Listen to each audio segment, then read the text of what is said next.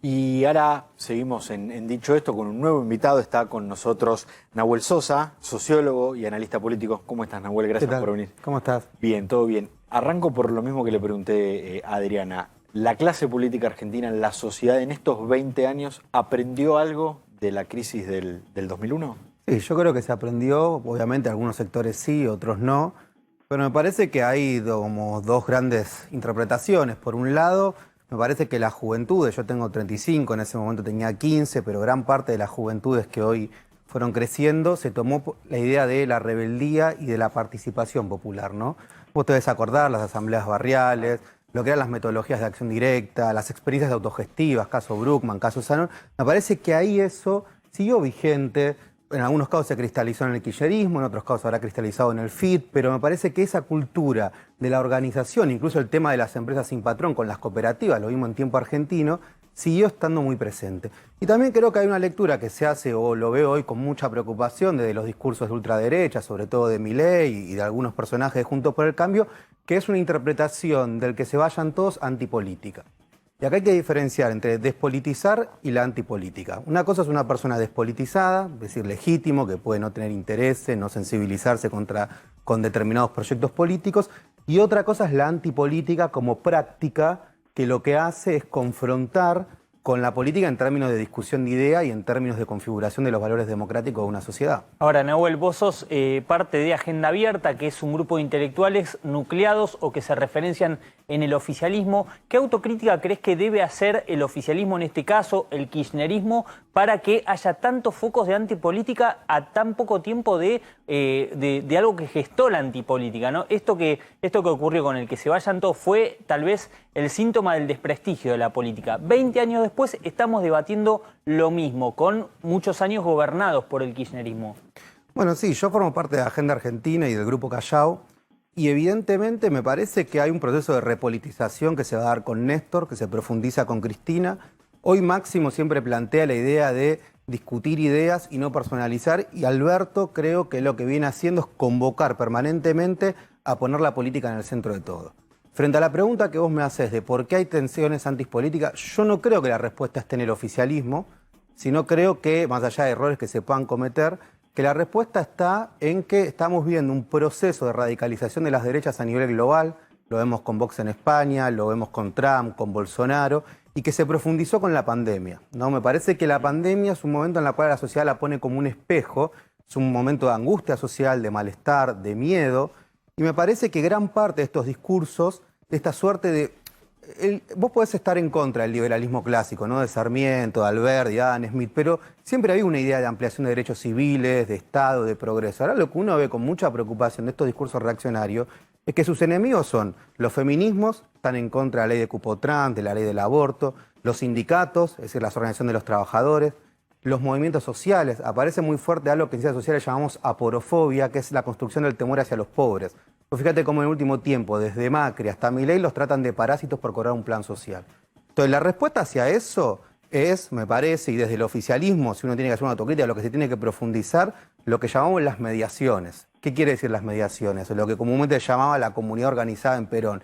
Es reivindicar a lo que son las organizaciones populares, lo que son las iglesias, lo que son las sociedades de fomento. Es decir, ese tejido social salvó vidas en la pandemia. En los barrios populares, el rol que han tenido las organizaciones comunitarias, el rol que ha tenido el Estado, pero en alianza con esas organizaciones, es lo que ha permitido construir una idea de comunidad frente a los discursos hiperindividuales. Pero la antipolítica ¿no tiene el caldo de cultivo en la mala gestión? Si tuvieras una muy buena gestión, la antipolítica no puede hacer mella en esos flancos que siempre aprovecha para meterse. No, yo ahí no comparto, Nacho. Yo ahí tengo un contrapunto. Es decir, yo creo que pensar la política en términos de gestión es algo muy un discurso de una tecnocracia al estilo Larreta. Yo creo que la política es otra cosa, es decir, cuando uno va a Platón, va a Sócrates, la política es la discusión de la poli y de los asuntos comunes.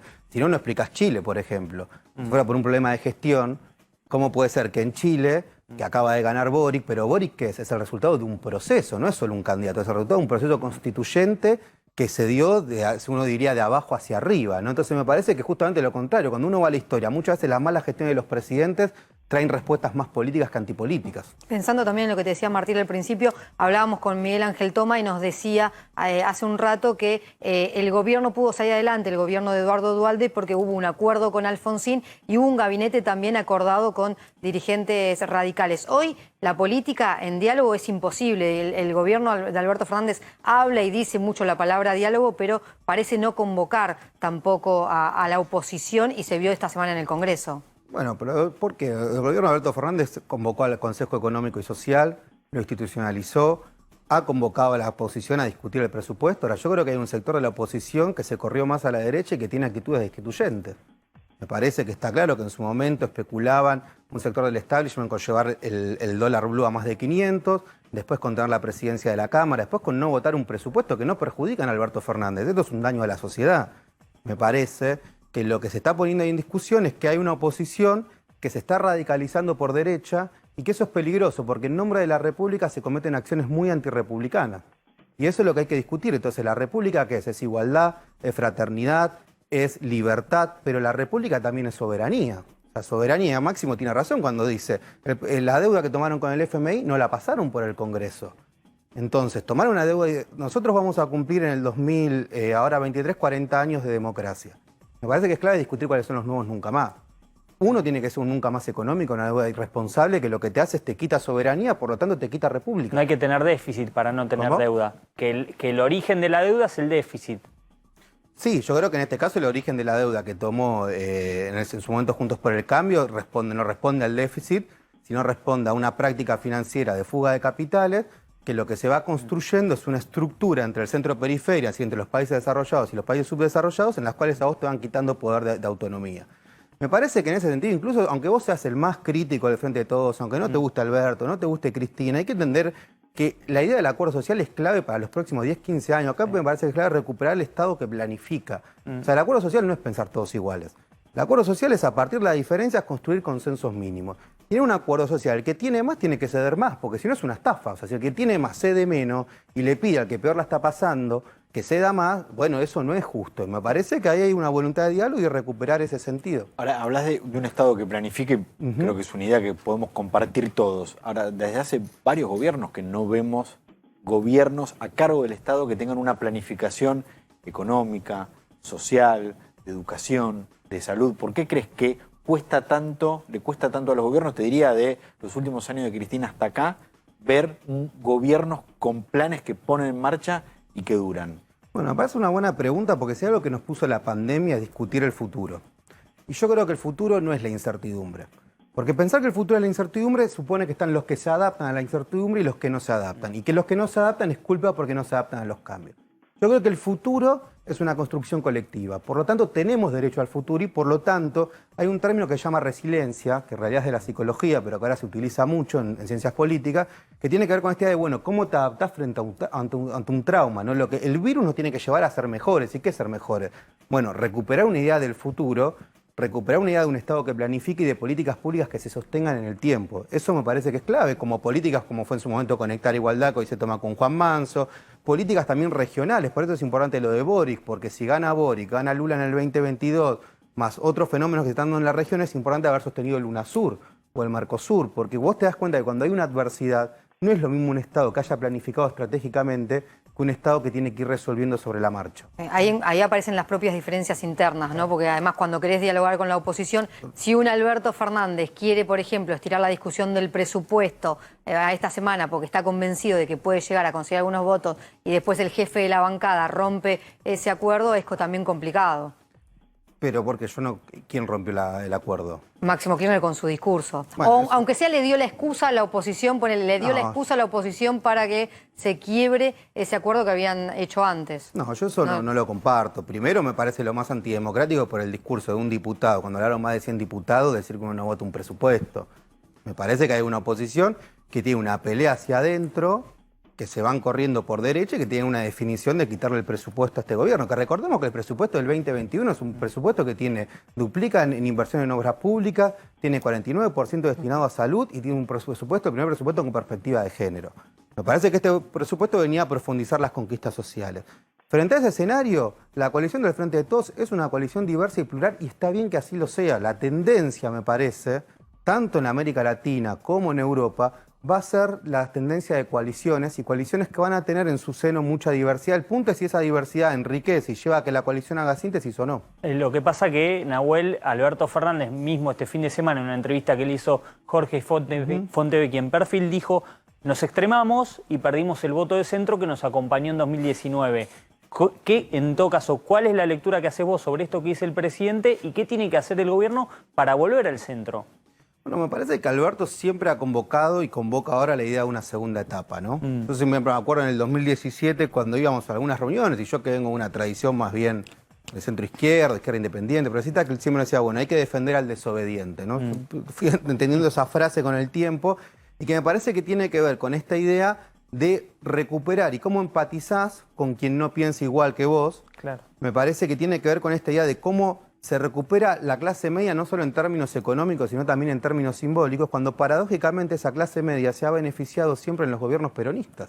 Claro. Entonces me parece que ahí también hay una cuestión, esto también lo señalaba muy bien Cristina en una de sus cartas, la que hizo a fines del año pasado, cuando decía esta idea, bueno, ¿por qué hay empresarios que incluso beneficiándose con los gobiernos kirchneristas, claro, no, decían que estaban totalmente en contra y apoyaban a Macri incluso cuando perdían, ¿no?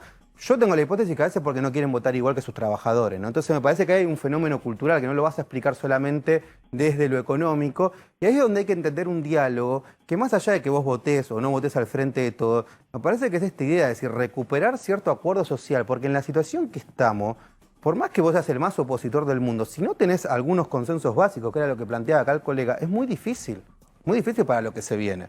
Me parece que ahí está la clave y que ese es el norte que está marcando el gobierno. Ahora, para esos consensos básicos, yo siempre imagino que tiene que haber una mesa grande donde estén sentados todos. El presidente, los jefes de los partidos de la oposición, los gobernadores, los sindicalistas, los empresarios. Esa foto no está, no hay. Bueno, más allá de fotos parciales que vos puedes tener el presidente con intendentes, con gobernadores, otra con sindicalistas.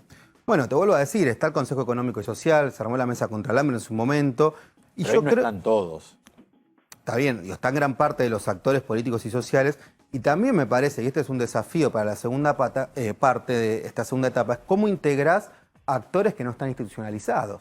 Porque también algo que yo creo que es propio de nuestro tiempo que nos toca vivir, es que estamos en sociedad, viste que en el siglo XX era muy común que vos decías hay luchas de primera o de segunda, no sé, la lucha por la jornada laboral era una lucha de primera, la lucha por el medio ambiente se considera una lucha periférica. Yo creo que en términos sociológicos cambió eso en el siglo XXI y que cada grupo social puede autopercibir su lucha de primera o de segunda. Entonces, la gran capacidad que tiene que tener la democracia es cuál es el hilo que va atando esas distintas luchas. ¿Qué te quiero decir con esto? Hay muchos actores que han emergido, que fueron emergiendo, que no están necesariamente organizados en las instituciones clásicas que conocemos. Cuando aparece el fenómeno de la irrupción del ecologismo, cuando aparece el fenómeno del feminismo, cuando aparece el fenómeno de los inquilinos, algo que estamos viendo en los centros urbanos, bueno, ahí me parece que el gobierno, si vos me decís, uno de los desafíos que tiene es cómo todos esos nuevos emergentes, que no necesariamente están organizados en las estructuras tradicionales, también forman parte del acuerdo social. Pero, por ejemplo, esos nuevos emergentes, que son fundamentales, no tienen el peso político que puede tener, por ejemplo, hoy la oposición. Digo, una foto del gobierno con la oposición, o varias fotos de diálogo, digo, pueden caminar a otros sectores también. Digo, ¿no crees que esa foto digo, como síntesis de un diálogo y una hoja de ruta en común, no podría amalgamar todo esto que estamos hablando y que parece hoy imposible de un avance o de un crecimiento porque oposición y gobierno no se sientan en una misma mesa? Sí, yo creo que nosotros tenemos que superar la cultura del cortoplacismo. Sin duda. Creo que tenemos que superar la cultura binaria, ¿no? Me parece que está bien el conflicto en las democracias, ¿no? Hannah Arendt decía algo que para mí es interesante, una de las pensadoras a mi modo de ver más lúcida del siglo XX, que decía, bueno, ojo que la política, volviendo a lo que decíamos el 20 de diciembre, y el conflicto dinamizan a la sociedad. El punto es reconocer que el otro es un adversario pero tiene legitimidad. El problema de los discursos del odio es cuando yo no lo reconozco a Nacho como un par con el que estoy, sino que ya es un otro, ¿no? O sea, claro. Nacho es un planero. Entonces, como es un planero, todo lo que diga no tiene sentido, ¿no? Entonces empiezan a construir, los discursos de odio apelan a sentimientos, a prácticas que son discusiones reduccionistas y simplistas sobre fenómenos complejos, ¿no? En la cual yo al otro le quito su capacidad, su voz. Bueno, me parece que hay que recuperar eso y llamo a la reflexión a un sector de la oposición que si el presupuesto era una hoja de ruta. Porque el presupuesto es la hoja de ruta de un gobierno, al fin de cuentas, más allá de, que ahora más allá de los términos formales del presupuesto, y en términos políticos te marca cuáles son las prioridades del Estado.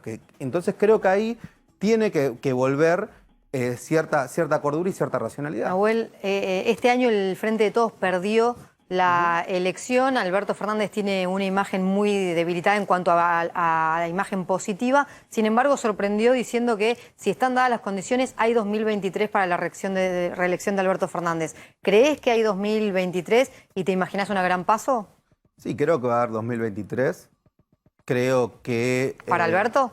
Sí, pues ojalá para Alberto, y creo que va a haber un 2023 con Alberto y que va a haber también con otros compañeros o compañeras que irán a disputar. Creo que el Frente de Todos está en ese pasaje de convertirse en una coalición política que no es lo mismo que un frente. Y una cosa es un frente electoral que se junta, que puede ganar, puede perder. Otra cosa es una coalición que perdura en el tiempo, como puede ser el Frente Amplio en Uruguay, el PT en Brasil. Y las coaliciones tienen corrientes de pensamiento, tienen internas, tienen síntesis. Y yo creo que capaz que a veces puede resultar paradójico, creo que de todo lo que pasó en las elecciones, el Frente de Todos salió fortalecido como coalición de gobierno. Y me parece que eso va a ser la gran apuesta y de recuperar sobre todo lo que tiene que ver el centro, que es cómo hacemos en esta segunda etapa para crecer con trabajo, con producción y con políticas del cuidado y con mucho debate político. Salió fortalecido porque si Nahuel perdió en 13 distritos en la provincia de Buenos Aires. ¿Por qué decís que salió fortalecido? Porque yo creo que las coaliciones que representan a los bloques populares o a los bloques históricos populares tienen tensiones que o las lastiman y las coaliciones se rompen y se estancan, o por el contrario les sirven para salir para adelante, para profundizar, ¿no? Cuando Néstor perdió en el 2019 fue una derrota electoral, 2009. pero fue un triunfo, perdón, en el 2009. Sí. Fue una derrota electoral, pero fue un triunfo político, ¿no? Me parece que, no estoy parafraseando que ahora sea lo mismo, lo que quiero decir es, me parece que sirvió para reencauzar el rumbo. Claro. Y que eso es un dato positivo, a mi modo de ver, ¿eh? Que eso no quiere decir no registrar, que se perdió, que hubo un sector de la sociedad que hay que escuchar y que evidentemente eso tiene que ser un llamado a la reflexión, y en lo particular sí me preocupa mucho la cantidad de votos que han obtenido expresiones a lo que yo considero de ultraderecha. ¿Sí? Hablabas mucho de la coalición y de que se va primero se tiene que aprender a gobernar en coalición y después se piensa en que la Argentina también se viene este momento de coaliciones. Sin embargo, el Frente de Todos no se institucionaliza, o sea, era una idea primero de Alberto Fernández, pero sigue sin institucionalizarse y sigue quizás la discusión entre si es el peronismo, el kirchnerismo, quién va a tener la lapicera. Bueno, parece que el Frente de Todos tiene que buscar una institucionalización a versión criolla, ¿no? O sea, porque hay que hacerlo pero me parece que ya las PASO es una condición. Me parece que el Frente de Todos también tiene una particularidad que de mi punto de vista no la tiene Juntos por el Cambio, que es que lo integran muchos de los actores que protagonizaron las principales luchas durante el gobierno de Macri. Esto quiero decir, colectivos feministas, movimientos culturales, movimientos sociales. Entonces no solo es una coalición plural en el sentido de que hay muchas identidades políticas, peronistas, progresistas, más de centro, más de izquierda, sino que a su vez también en su conformación tiene actores sociales y políticos que son diversos. Bueno, me parece que esta política del Frente de Todos ha sido exitosa porque permitió ganar en el 2019, dar un cambio en la región, y hoy lo vemos con Arce en Bolivia, lo vemos también con Chile con Boric, y lo que pasó en Honduras con Xiomara Castro, y que ese es el gran desafío que va a tener, profundizar las conquistas sociales y recuperar también la autoestima. Nahuel, muchas gracias por estos minutos en Dicho Esto. Gracias a ustedes. Bueno, y hace instantes tuiteó Cristina Fernández de Kirchner. Estuvo reunida con artistas, también con periodistas. Esta es la foto, miren, que subió Cristina Fernández de Kirchner. Encuentro con artistas y periodistas con quienes obviamente mantuvo un encuentro. Hace un tiempo no nos veíamos. Felicitaciones por el trabajo que hacen con tanto compromiso y profesionalismo. Y gracias por el afecto de siempre, tuiteó Cristina Fernández de Kirchner, que está ahí en el centro de la escena. Miren, hay algunas caritas, si quieren ustedes que les gusta más, tal vez la farándula. Vamos viendo, pero por ejemplo, Victoria Oneto está en... Daddy Brieva. Está Gustavo Garzón. Si no veo mal, Darío Grandinetti. Juan Leirado. Sí, claro, un colectivo de artistas que Susana siempre... Rinaldi. Adriana Varela, el colectivo de artistas que nunca ocultó, digamos, su simpatía por su figura como presidenta. Ignacio Copani también. Ignacio Copani. Bueno, varios de ellos a lo largo de los años durante que estuvo Cristina en la Casa Rosada pasaron por el despacho de Cristina. ¿Está Luisa Culioca ahí en el medio de rojo? ¿Vos sabés que ¿O me falla la vista? Me parece que no. No, sí, Alejandro Apo al Apo. costado está. Sí. Y Luisa Culioca, la de rojo, ahí en el centro. Sí, Sí, es verdad, sí, ¿no? muy bien, Nacho. Exactamente. Muy bien. Mucha Susana novela. Rinaldi. Bueno, el colectivo de Sí. artistas. Hay uno que es un cantante muy conocido que me perdonarán, pero en este momento entre mis... Sí, Cristina dice, hace tiempo que no nos veíamos, ¿no? Pero me parece que una imagen tan amplia con tantos Hace artistas mucho y que no periodistas de Cristina Kirchner participando de un No, evento, es la verdad que es... Sí, no sé si producto de la pandemia sí. habrá estado un poco más resguardada y ahora aprovechando El periodista Darío Villarruel la de también. Villarruel. Está Merck Berea, Mex Ortiz Berea. parte Bueno, de arriba, está Carlos bien. Polimeni Son muchos. también. Son muchos y este es el tuit que acaba de subir Cristina Kirchner de este encuentro que mantuvo con artistas y periodistas. Ahora hacemos una pequeña pausa y ya volvemos.